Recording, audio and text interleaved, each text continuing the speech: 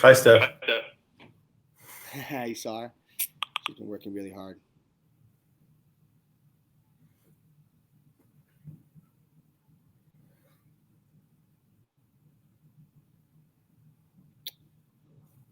Hi, everyone. Oh.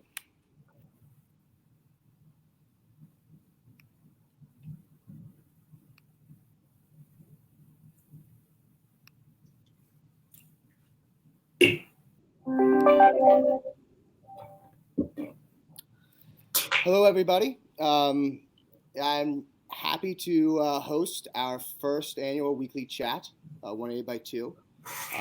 As I mentioned earlier this week, I am joined by Tom Koletas. We're going to wait a few minutes here till more people join, but um, Tom Koletas and I have been friends for many years, and he's an expert in B2B and marketing, and he is also my mentor in many ways as a salesperson. But I think today we're going to have a very interesting talk about what you should be doing with your marketing in times like these. What options do you have? What is working? And things along that line. Just to set the stage, we're going to kind of wait here 3-4 minutes, waiting for others to join, um, get to know Tom Koletas a little better, and then we're going to kind of dive right into it. So thank you for everyone who's joining right now.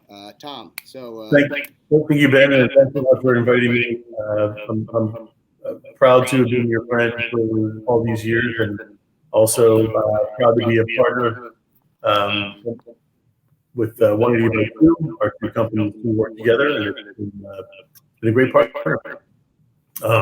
absolutely. It's also a pleasure to be on the first annual weekly meeting. There we go. Yeah, I mean, I kept the name, even in marketing, just keep it simple, not try to complicate the name. So, I mean, I know, I mean, knowing you for a long time, I know you're a cook, you're Greek and Hungarian, but I know your kids are getting spoiled right now with all the good food you're cooking. So, what are you cooking right now that they are loving and I'm missing? I've been making a lot of homemade stuff, some pizzas. I've got a gluten-free kid in the house, so that's two different crusts and doughs. Um, Bolognese. Been making some Hungarian dishes. There's one called Terra Chucha, I believe is what it's called. It's like a noodle and a sour cream and a bacon. It's as fattening and delicious as it sounds. Unfortunately, though, I'm also doing the cleanup, which is a. But speaking of things that we're doing besides cooking, I've been teaching myself the balalaika, which is a Russian, Polish, Balkan type of instrument, and I've been composing original material on this. So that's the productive part of my quarantine. Got it. Or social. I actually I got the feed to work, so I'm actually seeing some comments. We did actually. I don't know if you can change the mic at all. I think there is getting some feedback. We're gonna try to see if we can change that at all here. If not, hopefully it goes away. I think you might have to lower the sound on your end. Okay. If not, actually, that might be it. If not, then I can get a headset.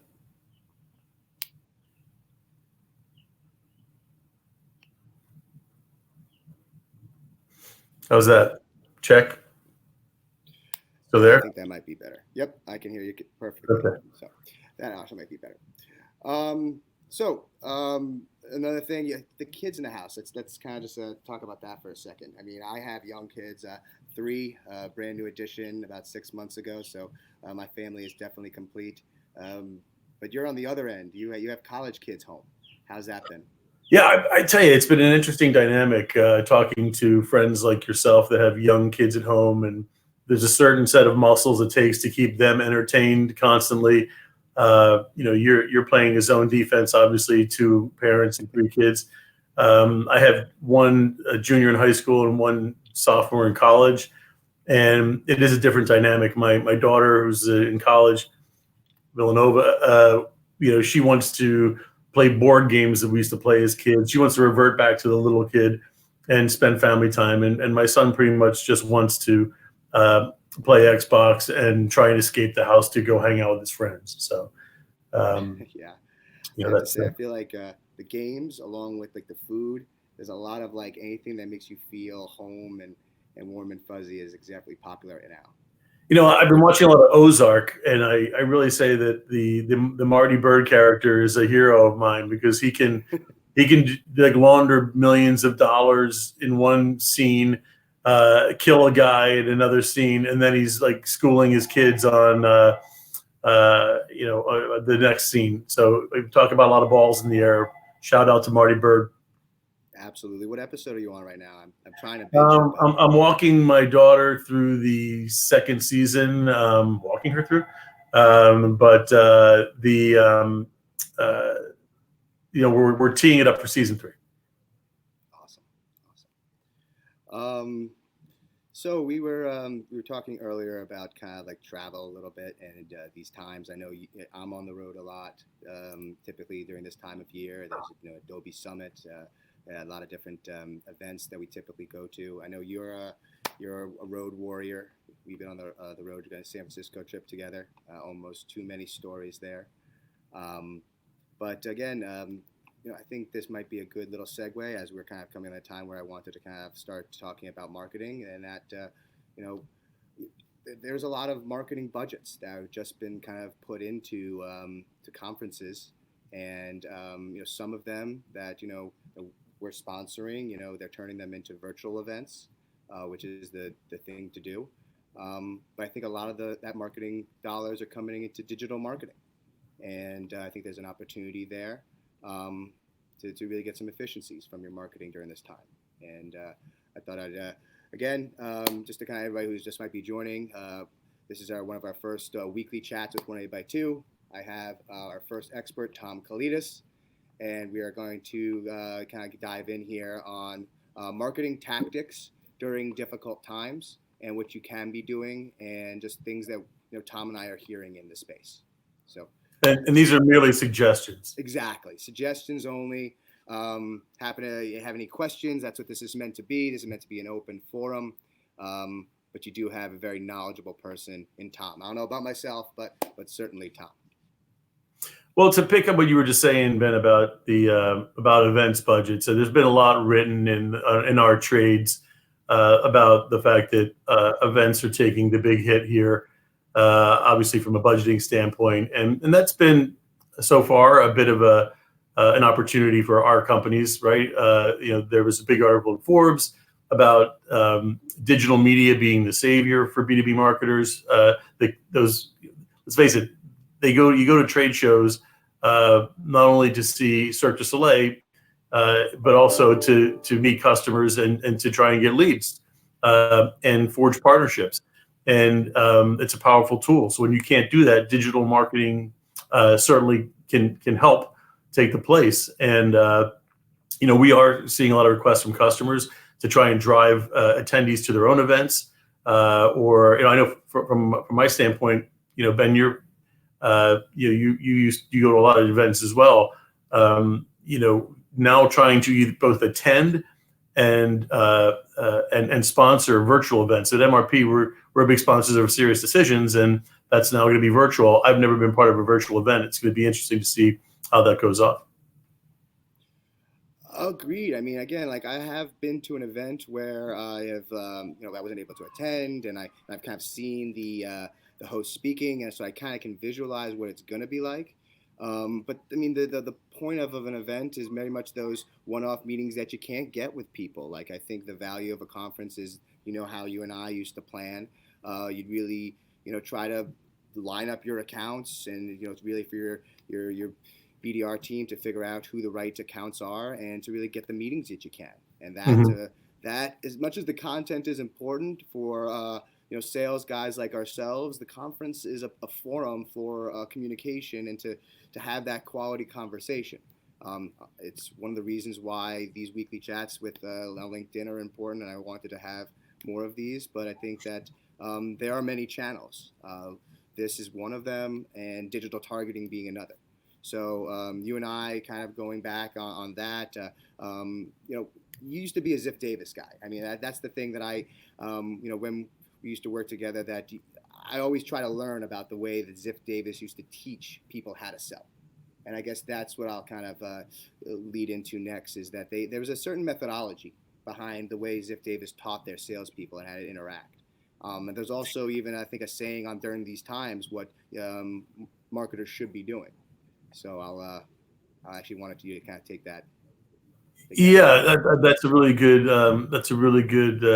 intro, Ben. I think that I did start my marketing career, if you will, my media career at Ziff Davis, and back the old Ziff Davis was actually one of the biggest B2B publishers in the world, and mostly through technology publications, but a lot of others as well. It was what they called special interest publishing back in the day.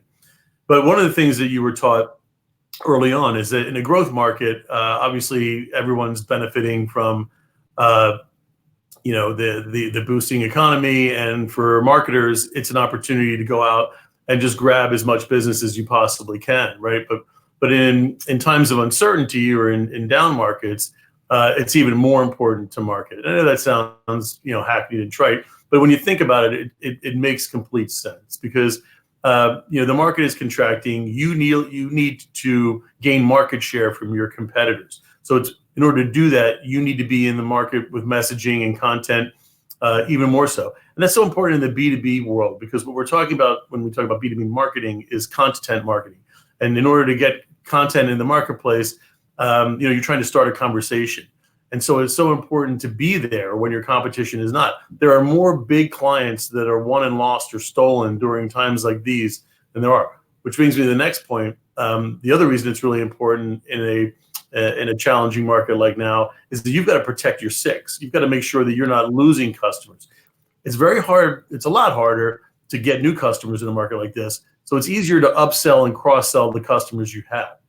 A lot of companies, a lot of people in this business think that ABM, account-based marketing, is only about finding new business, net new business. But it's really useful when you do it right for understanding what your current clients are researching, what they're doing. Could they possibly be researching your competition? You want to know that. What they're researching can tell you what other needs they have within the organization. That is vital information for you to upsell and cross-sell the companies you have. So there's a lot of stuff that's probably more articulate than that in the marketplace about why to market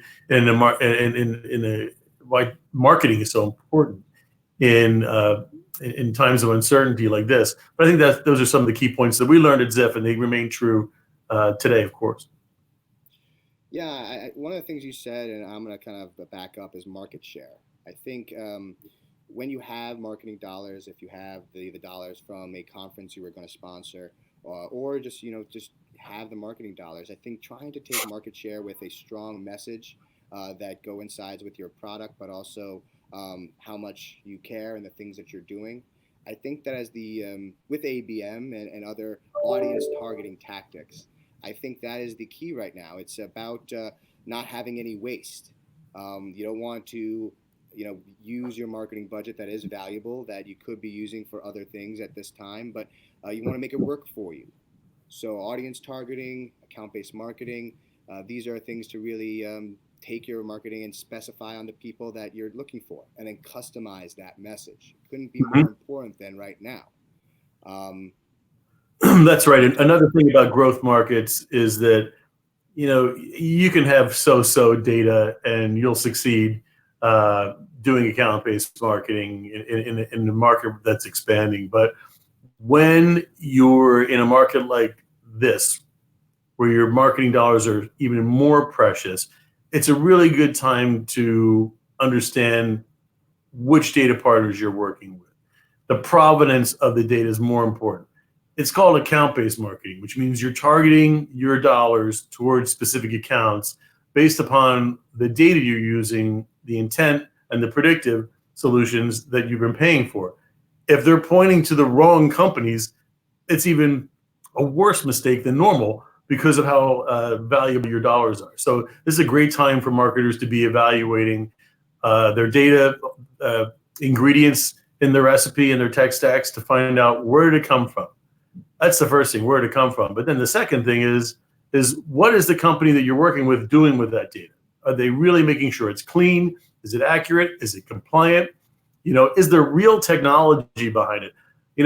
There's no governing body around what you call AI, and every marketer, every B2B company in the world, or every B2B marketing, data as a service, software as a service will tell you they've got AI, but that means they could have one line of code somewhere that tells A from B. If you want real, like, hardcore neural net, big time, big data AI, those are the companies you want to gravitate towards. So yeah, the provenance of the data is really important for making sure that you're being as efficient as possible here. Absolutely. And what would you say to some of the questions people should be asking about the data to differentiate? Because I think, as you and I both know, it's hard, and we're experts ourselves. So, what are some of the questions you think you're talking to your clients? I can start. I can say, hey, what identifier, what kind of thing are you keying off of that allows you to target a person? Whether they are at home or at work or things along those lines, and then see what kind of answer they tell you. 180byTwo, we kind of pride ourselves on having the understanding on the made or the device ID as well as the IP tied to a given company, and that's along with other consumer identifiers. That's been our motto from the beginning, is having the two sides of every individual, the consumer and the B2B, and then bringing those sides together. MRP, you guys have, to your point, a tremendous powerhouse of engineers and insights on your side to really derive intent and ABM. So I think not to pat ourselves on the back, but what kind of questions do you think, knowing what we know, our clients should be asking? Well, from the provenance of the data, I think you want to ask the companies you're working for, like, do they have a tangential relationship to the data they have, or do they have a real pipeline to the data? I think, Ben, it's one of the reasons we like working with 180byTwo is that you can deconstruct where that data comes from, and you can validate, all the various signals that you have. There are a lot of players in this market that say, yeah, we've got that. And you need to probe and find out, do they really have that data, or are they just saying it? Because when you go call the company that they say that they're working with, that company will say, I have no idea who you're talking about. So, knowing if the company really has the data that they say they do. And you should ask questions like, what is your methodology for intent? Like, what are you calling a signal? There's a lot more to intent than just some guy was reading an article somewhere and we kind of scraped the page, or we got a cookie on that page, and so we slapped a topic to it. That's not really reliable intent. There's a lot more to it than that. And then the question that we've been getting a lot, I think it's a good one, is do you do more than IP target? And this gets back to the point you were just making, because if all you're doing is IP targeting with so many people working from home, the jury's out as to whether there's going to be that's going to affect companies' ability to target buyers on this. We're talking about the ad execution side now for display, but in MRP we use a multitude of various data sources. So of targeting sources. You know what, Ben? I'm going to have to get a power cord, so you're going to have to vamp for just a second. Sorry about that. I actually can vamp for a second because we actually got a question from somebody that I can actually address real fast while you go get a power cord for your computer. So somebody just asked me online, which is the best DMP's audience to target for U.S. market? So, if you're asking which DMP in the U.S. market is, in my opinion, the best, that's a very interesting question, because I do have an opinion there, and I think they're all different depending on their use case. Low2Me is a phenomenal DMP. It's one of the ones that we use. They're great with data partners who have strong data assets because of the way they can absorb data. Crux or Salesforce, I know, is another major player. A lot of big brands and entertainment companies find their to be very useful. And as they get closer with Salesforce, there's a lot of new benefits that I'm soon to see. And there's Oracle, the biggest cloud in the room. Those guys are huge, and they have a lot of relationships. I guess if I really had to answer your question, it's really a matter of what else are you doing? And it's kind of where I was going to go with Tom Koletas in a second was for me, the audience targeting doesn't just mean digital. TV. Audience targeting could mean multiple channels. And I think today having a DMP is important. I think which DMP you choose is great. But I think if you're looking at trying to put a stack together, I think you need to look at what's your email service, what's your MarTech stack, what's your DMP, what's your onboarding platform, and what's the one that connects them all. And that's what I think would bring efficiency to marketing and really just make sure you're reaching the right people across all channels with gusto. And that's something that I think that everybody at 180byTwo believes. And I know, Tom, if I now were to bring him in, how are you doing? Good. So I got a question from somebody, and I was just answering it. They're asking me what the best DMP in the U.S. would be. And I kind of answered it and then didn't answer it. I basically told her the top three, in my opinion, Oracle, Lotame, and like Salesforce. Adobe's great, too. I shouldn't even put them down. They are a great DMP. They're the old Demdex. Actually, I go in there. It's a phenomenal platform. And, again, it's about the stack.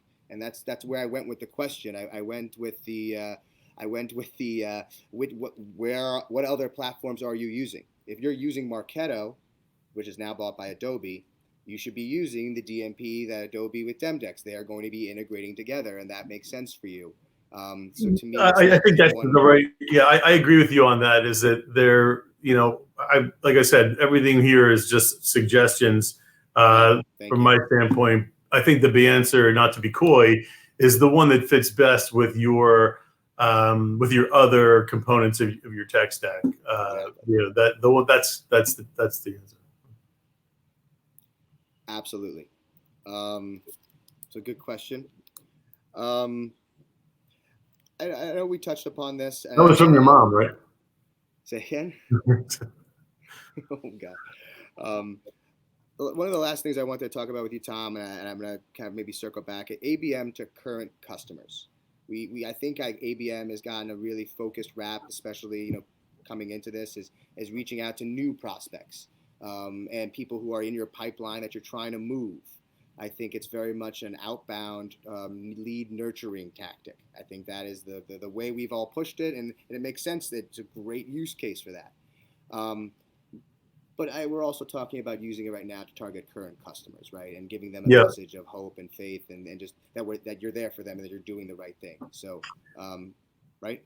Yeah, but before the actual call here, you and I were talking about ways to show empathy in the way that you do business in these uncertain times, and meaning how can you take advantage of the business opportunities without being crass? And we have a very large customer, one of the biggest tech companies in the world, that has told us that they are continuing their marketing programs, but they want to emphasize less selling and more servicing the prospects and customers that they have. They're not looking to fill the top of the funnel so much right now. They want to help see how much they can service the current customers and their best prospects. And I think that is exactly what you're talking about, Ben. The best way to service your current customers is to know what they're up to, right? I mean, you can certainly reach out to them and talk to them, but where a predictive and an intent model and good intent data can help is to tell you, what they care about. And I like to say that ABM is a very simple thing, and that all B2B marketers want the same thing. Doesn't matter what you are, whether you're Google or Aramark or Caterpillar. You're using marketing to tell you who to call, meaning what companies are in market, who's on the buying committee, and then more importantly, what do you say to them? And so what to say to them is really important. You already kind of know who to call when they're your customer, but to know what to say, to be able to start a conversation, or be able to tie topics that they're interested in with research that you have internally or that you've seen online. Like you said, account-based marketing is more than just getting new business. It's about serving your current customers. And we have clients that use our Prolitics platform just to see what their current customers are up to. How can they cross-sell them? Maybe they've got a legal division and a consulting division and an accounting division. those three divisions don't really talk to each other, but marketing can help guide the conversation and the content that they serve through those with good intent. Love it. I think we're gonna end on that note. I did get one more question. I'll answer, and then we'll sign off for today. Mike Gothi is asking, do you consider IP targeting a differentiator for DSPs? Who else besides the Trade Desk has this type of info? So yeah, I mean, IP targeting is something that a lot of DSPs do leverage. I think AppNexus, Data or Xandr, DataZoo, MRP actually leverage IP targeting, and others as well as that. I don't want to speak for obviously the other technologies, but IP is a very important tool in ABM. And it definitely is a differentiator for account-based marketing and true B2B tools. I think that's why Demandbase and Terminus, who uses the Trade Desk, as you mentioned, that's the key differentiator. So it is definitely a deep differentiator, but like everything else, it's not the only thing that matters. I think if I had to dive deeper with a DSP and to tee Tom up as well, for a B2B marketer, what they need from a DSP is the analytics that actually give them the stuff they need from a B2B perspective. Trying to make just a general DSP like the Trade Desk operate and give you the account level insights, give you the intent level insights by profession, by specific job titles. Most DSPs aren't built for that. So you kind of either have to build on top of it, work with a partner that has it, or kind of try to wind things up together. So that is, I think, a differentiator for Tom and myself and our partnership, is that they have a very account-based marketing analytics tool, which is very strong and powerful. And I think that's what you don't get just from any DSP. But I don't know if you want to talk to that at all. No, I think you pretty much nailed it. I just wanted to say, if my barber, if the woman who cuts my hair, Gloria, if you're watching, come over and do a house call. Oh God, are you gonna play something for us on that thing on the way out? Is that? I'm gonna practice it maybe next time. Okay, fine. The balalaika, ladies and gentlemen. No, it's a beautiful instrument. So that's fun. I'd love to see you on the golf course if you can play sometime soon. I think, as you said, that's a good social distancing activity that we can still do. Is that right? The way I play it, which is far left and far right, yes, it's social distancing for sure. And in the sand. All right. Well, thank you everyone for showing up. This was great. I'm excited to have others coming on in the next few weeks. Tom, always love to have you back and talking about marketing and data. We agree in so many levels. So, Ben, it was my pleasure. I always learn a lot talking to you. Always. And thank you. And have a good rest of the day, everyone. Have a You good too. weekend.